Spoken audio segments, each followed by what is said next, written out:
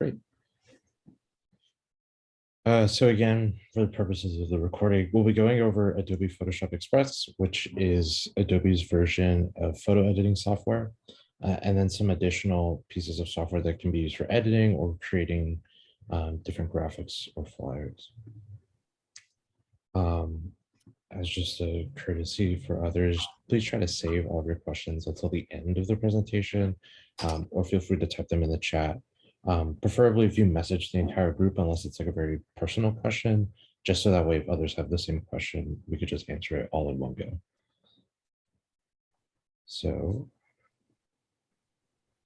some basic functions and I guess some context for Adobe Photoshop Express. So to begin, again, Adobe Photoshop Express is an app that you can download on your phone. So whether you have an Apple or Windows or Samsung phone, whatever it is, you can sort of go into whatever app store you have and download Adobe Photoshop Express. If you're on an Apple computer, such as a laptop or a desktop, that option isn't available to you just yet. But if you do have, say, a Windows computer or an iPad for that matter, you're still able to download it. It may look different depending on what device you're using, but this is sort of the standard layout with all of the different tools and everything like that that we'll be going through today. So some basic functions. This will sort of go on for a few slides, just talking about what different tools do and what different applications do specifically for Adobe Photoshop Express. Towards the end, I may try and go on my phone and edit a photo together so that way we could see how each of these different things play out. But hopefully we have time for that. So when you enter Adobe Photoshop Express, you'll sort of be introduced in a way that lets you choose whatever photo you want to edit. So think of it like a photo gallery where you could choose whatever photo you want to look at. Adobe Photoshop Express does the same thing. So once you pull up a photo that you want to look at, it will automatically do this thing called auto editing. And so when you go into auto editing, basically Adobe Photoshop Express will sort of try to guess what you want to do with that photo. It may brighten it, it may do other things to try to make the photo look the most optimal that it can. But that's on the basis of Adobe and what Adobe feels is correct. So as you can see on the top right, that's with auto editing. It sort of changes the brightness and the contrast of the photo to make it look like that. This is sort of like an easy way. Usually if it's like low brightness, it will just automatically brighten it and it will sort of take certain cues to self-adjust an image. Obviously, if you're not a big fan of this or you don't want this to happen, all you have to do is just click on the wand at the top of the screen and it will automatically go back.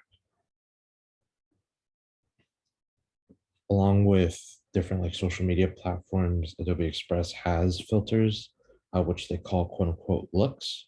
And so based on the photos here, you would just go into the 3 overlapping circles. And what filters and looks, I guess for the purposes of this presentation do, is essentially they put a variety of like color. It's like a combination of edits that all go into one piece that match some sort of theme or mood.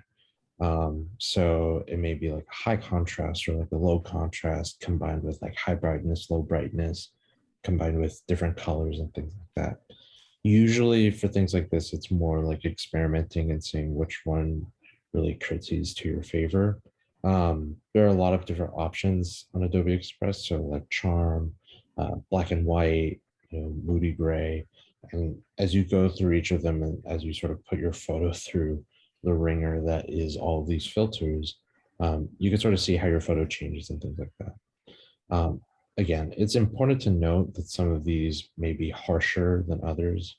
Harsh, not in the term as like a teacher reprimanding you kind of harsh, but harsh on the eyes. And so it may be, as we could see on this example on the top right here, the color contrast is like very harsh in the sense that it really accentuates the blues and the greens versus the original photo, which seems more natural. And so you sort of have to play around with different filters and things like that. There are a lot of different terminologies that people use when working with like brightness and contrast. And it can get really confusing, especially for folks who haven't used editing software before to understand what each one of them does. Under Adobe Photoshop Express, they sort of give like a variety of options. So it'll be light, colors, effects, and details. And I'll sort of walk through each one of them and give a very quick explanation as to what each one of them do. So for light, which is like the first option under the adjustments tab, there's again like a variety of options of what you can do with it. So exposure is like the brightness of the image. So say you're in a dark room and you take a photo without flash and you put it in the editing software, you can sort of increase the exposure to brighten the image, or say that you're outside facing the sun and then your photo becomes super bright, you can lower the exposure to darken the image. Contrast sort of plays on different places in the photo. So not necessarily the entire photo itself, but say that if there are like shadows or different sources of light throughout your photo, contrast sort of changes the difference between those two and tries to merge them together or to make them look more separate. Highlights adjusts specifically bright areas, and then shadows, as I again will accentuate dark areas. So think of contrast as like a combination of those two. And then there are options to sort of do one or the other. Whites and then blacks. So whites are like brightest areas, blacks are like the darkest areas. And so those are sort of like the highest degree of changes to light that you can make. Under color, again, another variety of things that you can do. You can sort of play around with the temperature, which I think is a very interesting term to use. But basically, there are warmer colors and cooler colors. So warmer usually tends to go towards orange, cooler towards blue. Tint, you could sort of add different colors, but I think specifically for Express's version, it would just be like a green or purple one. There are things like vibrance, which is lower saturation and then higher saturation colors. So that's sort of like the strength of the color. So something's like very, very green versus like mildly green or not super detailed green. And then saturation will adjust the intensity for all of the colors in your photo. So sort of jumping back to the filter on the far right here, that would be like a high saturation of blue and green, where it really emphasizes those colors above anything else. Effects is the third option under adjustments. So you can play around with like the clarity of the image. You can dehaze the image. Clarity and dehazing could sort of be interchangeable with one another, but I think clarity is the easier one to use, especially if you don't really have any haze in your photo or really want any haze in your photo. Fading is to fade the colors in your photo. Grain sort of gives it an old-fashioned look. And then vignettes will add different vignettes to the edges of your image, whether you want it white or black. And then there are three options for details before we hop into blur. So sharpening your images, reducing luminance, and then reducing color. Sharpening is pretty self-intuitive. So any details in your photo, if you want to sharpen them, as you could sort of see on the option on your left here, that's like very highly sharpened image where you could sort of see the details of the water and of the horizon line. Luminance noise is similar to sharpening, where it sort of doubles down on that option. And then reducing color noise sort of makes it where if colors are like the same color or similar in nature, the photo is able to sort of detail them in a better way so that you could really pick apart different colors. Again, you can sort of play around with all of these options. There's no like right or wrong in terms of like photo editing. Um, yeah. And then there are options to blur your photos. So for whatever reason, if you want to blur certain pieces of your image or even like surrounding parts of your image, Photoshop Express has two options for that. And so there's a full blur, which blurs out the entire thing. And then there are radial blurs, which are circles. So with the full blur, it's really the entire thing just is blurred out for whatever reason that you want it to be. And radial blur will sort of blur out the surrounding part of an image. So on the right there is like a good example of what radial blur looks like, where it's not too crazy, but it looks like appealing to the eye to some degree.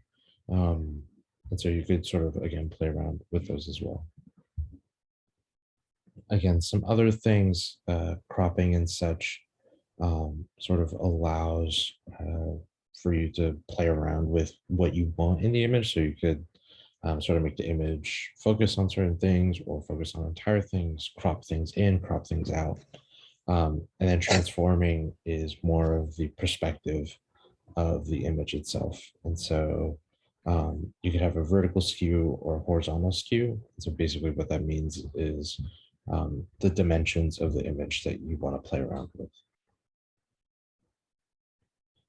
Uh, Healing certain images, similar to like Photoshop, you can sort of play around with spots or dirt or dust in certain photos. You could also play around um, with specific details in your image. So for instance, the example here shows the removal of like certain blemishes on a portrait. This is also applicable for, not necessarily always photos of the human face, but it can also work for pictures of images or pictures of documents and things like that as well, or of things in your room. And so you can sort of go in and then just sort of choose which parts you want to remove or which parts you don't want to see. And the software itself sort of fills in what would be there, essentially. Adding text and then adding stickers, these are both options that you can select along the bottom of Adobe Express. So text, basically you go into, you choose the option at the bottom, and then we'll ask you to select basically a font that you want to use. It will appear then on your screen, and then you can play around with it as you wish. And then adding stickers, which is next to the text option, allows you to add different stickers and sort of play around with what images you want to see. Um, the stickers are sort of a wide variety. It's not necessarily limited to just hearts or things like that. So you can sort of play around with that as well. And then obviously at the end of the day, you want to make sure that you save all of your photos. So when you finish editing a photo and you need to save it, there's an option on the top right where you could sort of share on different pieces of social media. But to save it, you would just select the camera roll option after you sort of go through all the steps or whatever you want to do.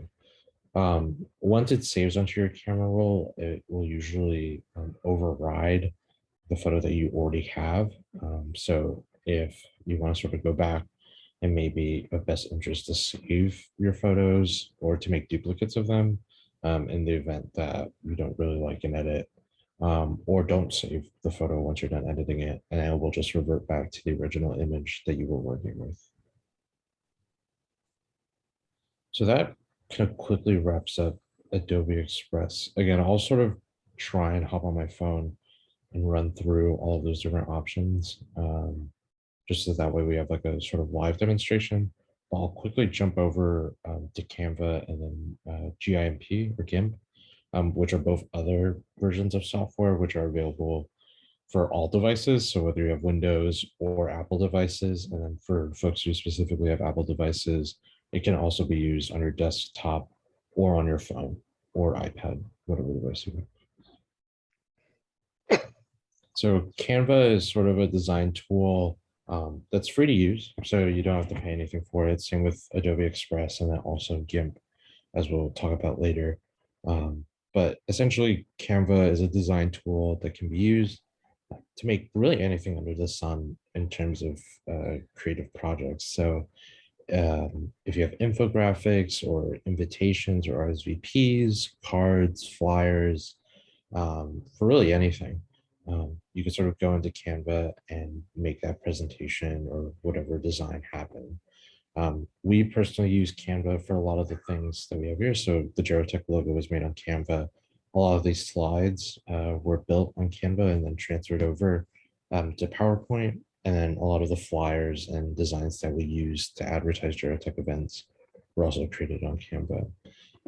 So the platform is pretty flexible in that it gives you a lot of options, a lot of free options, that is, on how to create things. So say you want like a drawing of a man, you could sort of just type in man and it will just give you a variety of images of a guy that you could put into your flyer if it's like relevant to it. Or if you want like a picture of nature or a drawing of a tree, you could sort of pick out um, a variety of different options that artists have uploaded onto the platform and then use them for your own personal creative projects. There are also a lot of tutorials on Canva um, through the link at the bottom. So you could sort of go through there and then go through the different exercises that they sort of walk you through. It'll give you a better insight as to how to use Canva. GIMP is also free. Think of it like free Photoshop. So Photoshop itself as an entity, you have to pay for it as part of Adobe Suite. GIMP is sort of a free version of that, albeit it does look a little different in terms of interface. It can be a bit limited compared to buying Photoshop. However, it does get the job done in terms of brightening photos or editing photos in similar ways that I talked about with Adobe Photoshop Express. And so you can sort of play between different image file formats and do more specialized tasks as needed. And same as for Canva, GIMP also has a variety of tutorials that you could use throughout the presentation or throughout your time manipulating images. So for folks who have been with Gerotech, I think for like the past year or so, we actually started our presentations doing photo editing. And so for folks who have an iPhone, just because Adobe Photoshop Express isn't available for the iPhone or iPad just yet, or just for the iPhone just yet, along with different computers, this is sort of a quick refresher on photo editing on the iPhone.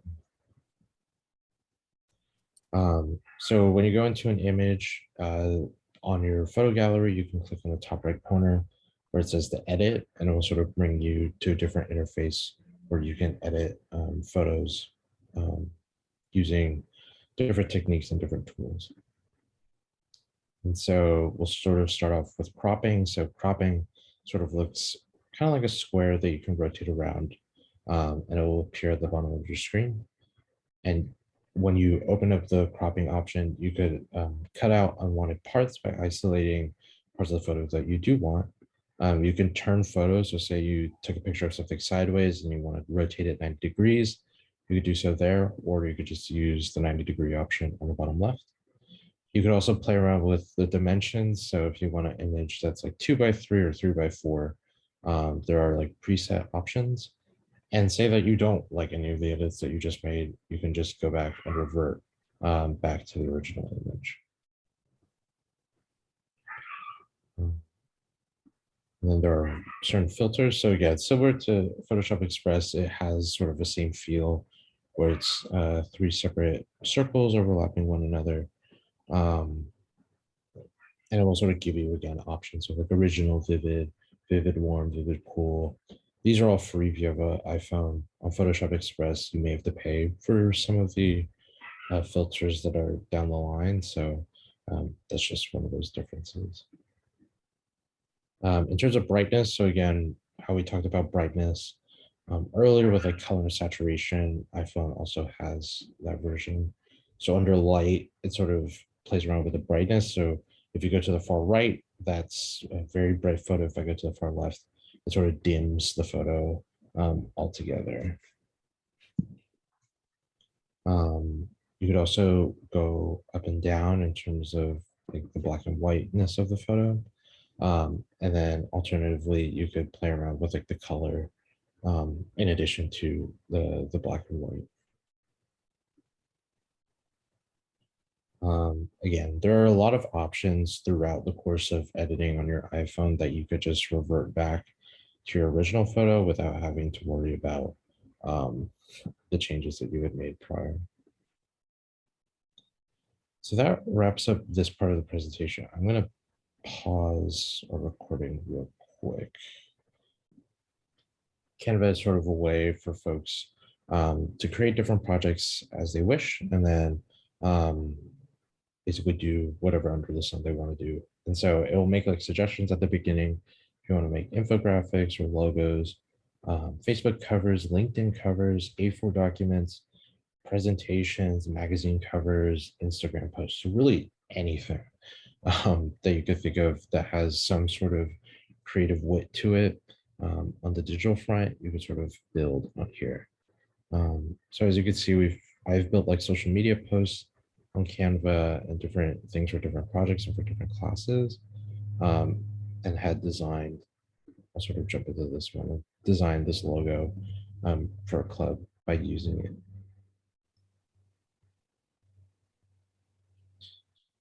If you buy a product, so for John, yes. So it usually depend. It won't depend. So for things like Canva and Adobe Photoshop Express, those are they're both free. Canva, both of them sort of work on like a login basis. So you would just need to log in with your email, and then you can go in and log in. For GIMP, that's sort of like software that's on your computer, so you don't need an account to sign in per se, but that means that you can't really use it on like your iPhone or your iPad because it's strictly for like your laptop. So quick Canva walkthrough. Um, as you can sort of see, there are like different templates that I could use. So this is specifically a logo for a group on campus that I was helping to design. And so it'll sort of give you different templates that you want to use. And then you could sort of go in and use different elements as you need to, as you see fit. So, say I want to add a square, I could literally just click on the square and it will just add itself into Canva. And I can sort of play around with these different images and different elements and graphics to sort of make something great. So say I was like having like a birthday party, or if I wanted to post something about my birthday, I could like click on this and it would just sort of add itself into the document that I'm working on. You can play around with text. It has different fonts, different font sizes. You could change the colors of the font. So this is sort of how I've commonly heard it described as like a baby Photoshop, where one, it's free and it's not as overtly complicated as Photoshop. So if you're trying to go for something really basic, you're not trying to really go over the top with certain things, this is like probably the easiest thing that you can use. Again, as I sort of explained, there are like different tutorials that you could use on the site, things like that. You could also add videos and like different charts, tables, frames for photos. All of that can sort of be added or deleted onto your post. And even for these dimensions right here, so it's sort of like the square dimension, you're not limited to just that. So you could sort of, again, you could play around with different slide sets. So this is like a PowerPoint presentation, so the dimensions may look a little different. These are flyers, so flyers may have maybe longer vertically versus horizontally. And then social media posts all sort of look different as you go. And so again, really anything that you could, yeah. So you could design Facebook posts, Instagram posts, Twitter, and then all you would have to do is just sort of click on the share button, download it onto your computer, and then upload it to wherever you need it to go. Or if you need to print it, you download it onto your computer, just print it that way. So it's really flexible in terms of what you can do. A lot of the folks at the Emeritus Center use it. A lot of folks at Gerotech use it. A lot of folks at the university as a whole, our students at the university use Canva for different projects and things like that. So that's a quick run through of Canva. There's also Canva Pro, which essentially is basically like an option for like premium Canva. I'm personally not like a super avid fan of Canva Pro, but it does unlock certain things that, say you kind of wanted access to a very specific design, you could sort of do so with that. Um, Let me go ahead and stop share here. Okay, so we're now on Adobe Photoshop Express. Is everybody okay with seeing my screen and things like that? Are we all good? Okay, sweet. So this is Adobe Photoshop Express on my iPhone.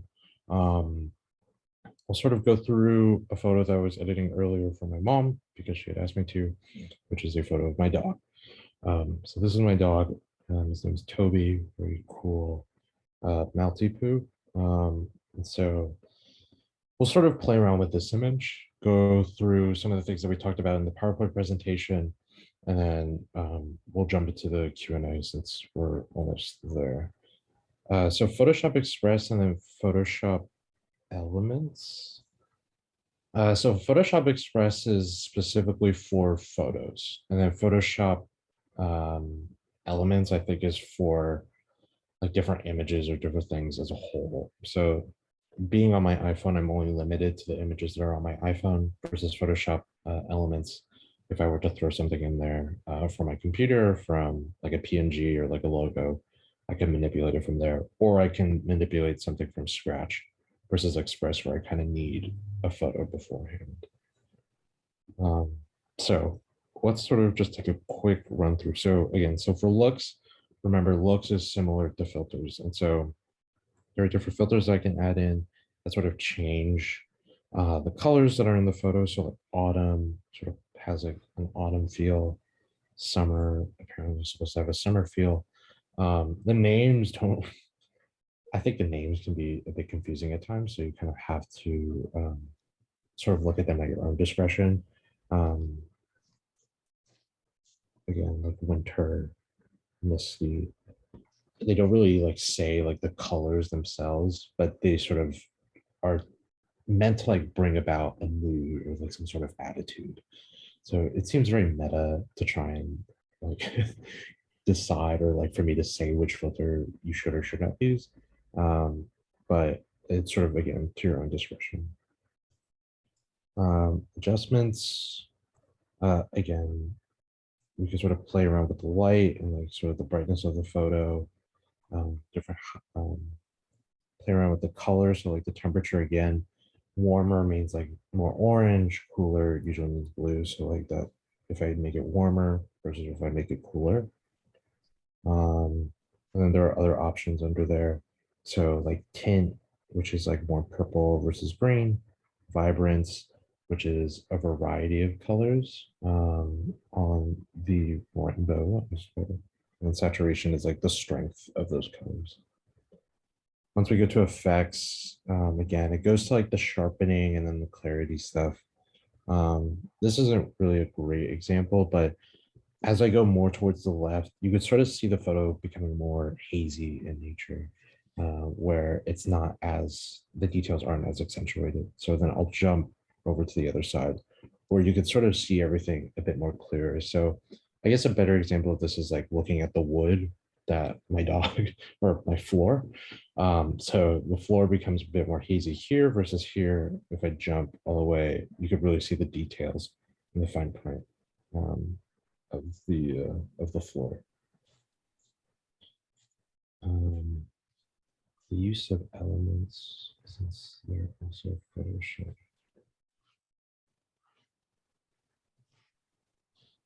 In terms of like Photoshop elements, so elements is it's more for like general use. So think of Express as like a narrowed down version of elements, where Express allows you to manipulate photos specifically versus Photoshop Elements, which is really everything under the sun, sort of like a Canva of things where you could sort of pick out whatever you want to do or whatever you want to edit. Versus Express, which is again just photos on your phone or on your device. So for folks with like iPhones, iPads, just photos in your photo gallery. For folks on Windows, whatever photos you have on your photo folder, I think is what you're limited to. Details, so like sharpening, I'm not like too big of a fan. of these kinds of things, but it will sort of make you like zoom in and like sharpen certain parts of the photo.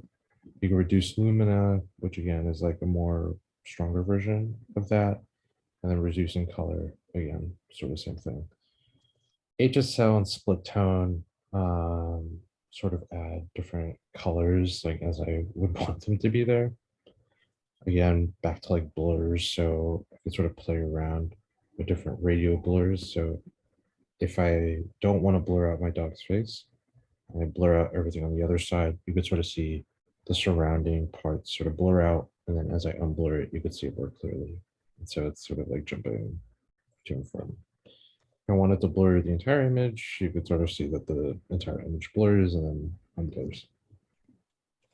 Vignettes, white vignettes, black vignettes, sort of on the outside of the photo.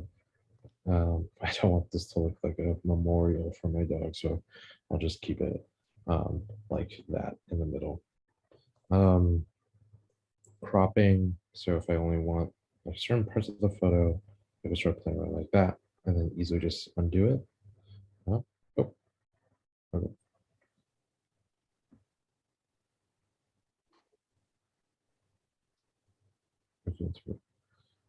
So that's sort of cropping. You could also rotate photos, transform them, as I mentioned. Healing photos, there are no real blemishes on my dog, so I'm not really going to try and do that. But um, again, with blemishes and with healing, it's more for certain things like, again, for like photos of people, like if there's something on their face. Sometimes people would want to remove those things for like social media or for whatever purposes. Um, Instances of dust, instances of different stains, you could also sort of heal those. As I mentioned before, text, sort of add text here and then sort of just play around with it where I want to put it. So if I think my dog is strong and fierce, then my dog is strong and fierce. I could rotate it on this bottom left corner right here where it looks like a circle with arrows on it, like a reuse and recycle logo. Sort of turn things around. On the bottom right, I could sort of make it smaller or bigger. On the top left, I could sort of change the, this is my dog. And then it changes, this is my dog. And then if I want to remove it, I just click on the X and then it goes away. And so say you want to change the font, you didn't really like the strong and fierce stuff. You could sort of click or choose different things at the bottom for that. It doesn't help my dog is white. So I may change the color of the font to make it black or like a different color to make it stand out. There you go. Again, there are like stickers that express different emotions for like flowers. If I want to have flowers. And then again, I could like rotate it. I can make it bigger. I can make it smaller. Things like that.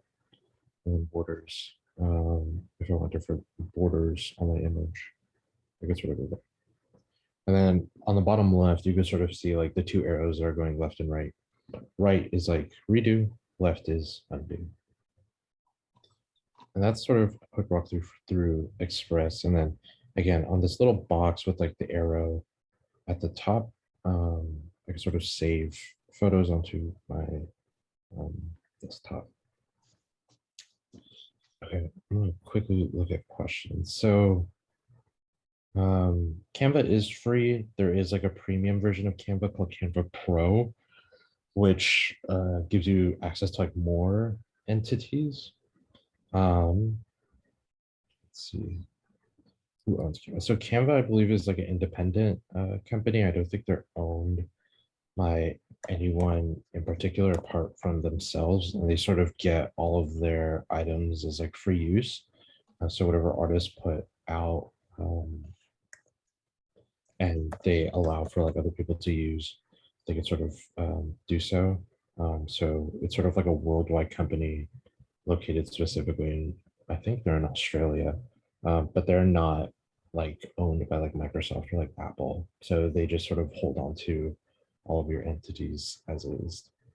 Canva can be used on a Windows laptop, so it can be opened through any browser. Um, I use Google Chrome. That's just the easiest for me. But I think you could, if you have like Safari or Firefox, you could sort of open Canva on there as well. And can I remove the white reflection on the floor? I would have to play around with it, but I would imagine that it is possible.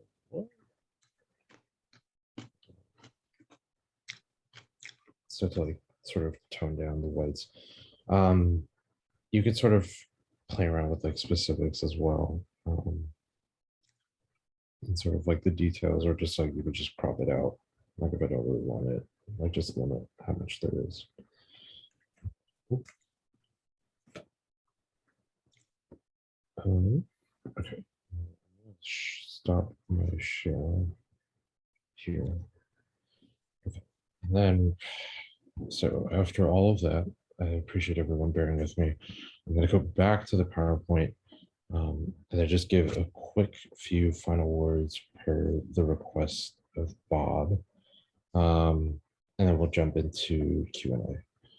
So I'll just sort of share this part of my screen. So the Emeritus Center is a division of the Provost Office at USC. And they work a lot with older faculty and retired faculty and staff, but they also curtail a lot of their services to older adults at the university as a whole, or with any relation to the university. Located at the Religious Center, which is on the far side of campus. If we do have in-person activities, it will most likely be held at the University Religious Center in affiliation with the Emeritus Center. They have a lot of different programs, a lot of intergenerational things. Gerotech is part of the Emeritus Center as one of those intergenerational programs. You have a variety of health and wellness events, honors and awards, volunteer opportunities for older adults, living history recordings, which is sort of a very cool project.